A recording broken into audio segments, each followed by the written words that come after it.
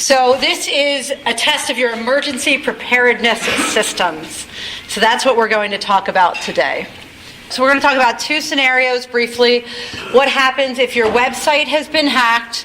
So someone gained access to your website and inserted something malicious, or customer data is compromised, which is more common actually today than the website hacking, which was more common a few years ago. So, but we're going to use the website hacking analysis throughout the program. 3 key points, which are really important. And with any kind of crisis, and even with the planning, you want to be prompt, immediate, transparent. Oh, by the way, I didn't tell you all, I'm a recovering lawyer, so some will tell you not to be so transparent. And be available. And what that really means is to have someone available to answer questions and deal with situations 24/7, 365. I mean, this isn't, if something is happening, it's in the middle of the night, someone needs to be available to deal with it.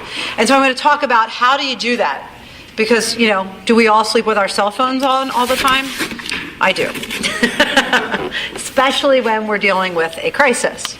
This is something that I've come up with, and Sarah and I work together on this. Sarah Larson is our Executive Vice President of Public Relations. And we're calling it the 6 R's. So those are the stages of crisis management. Recognizing that there's an issue, identifying the issue, and getting ready and mobilizing a crisis response plan, which we're going to talk about, the CMP. Restricting or limiting the scope of the magnitude of the impact. How do you contain the issue?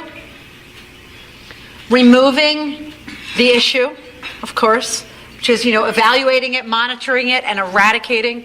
Recovering your systems, or recovering from the issue if we're talking about another type of scenario that we'll get into.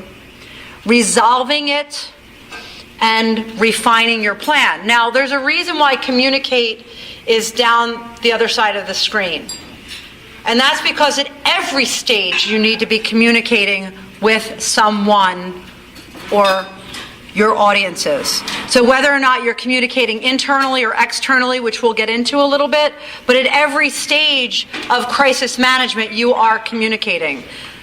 Unless, of course, you decide to remain silent, and we'll talk about that in a little bit.